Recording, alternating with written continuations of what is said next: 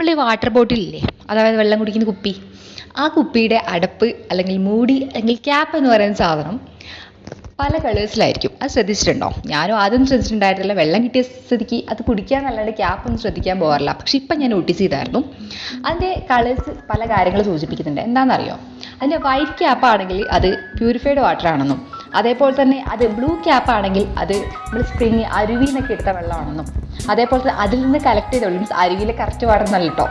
പിന്നെ അതേപോലെ തന്നെ അതിൻ്റെ ഗ്രീൻ കളറാണ് ക്യാപ്പെങ്കിൽ അത് ഫ്ലേവേർഡ് ബേസ് വാട്ടർ ആണെന്നും, അതേപോലെ റെഡ് ആണെങ്കിൽ കാർബണേറ്റ് വാട്ടർ ആണെന്നും, യെല്ലോ ആണെങ്കിൽ ഇലക്ട്രോലൈറ്റുകൾ ചേർത്ത വാട്ടറോ അല്ലെങ്കിൽ എന്താ വൈറ്റമിൻസ് മെച്ചപ്പെടുത്ത വാട്ടറോ ആണെന്നാണ് പറയുന്നത്.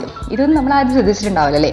പക്ഷേ ഇനി വെള്ളം കുടിക്കുന്ന സമയത്ത് എന്തായാലും ശ്രദ്ധിച്ചു നോക്കണം ആ കുപ്പിയുടെ ക്യാപ്പിൻ്റെ കളർ എന്താണെന്ന്. അപ്പോൾ മറക്കണ്ട, ഈ കളേഴ്സ് ആലോചിച്ചോളൂ. വെള്ളം കുടിക്കുന്ന സമയത്ത് നമുക്കൊരു വിവരം കിട്ടുന്നത് നല്ലതല്ലേ? ഒന്നുമില്ല, നമുക്ക് തള്ളി മറിക്കാലോ ആൾക്കാരോട് ഇന്ന കളറാണ്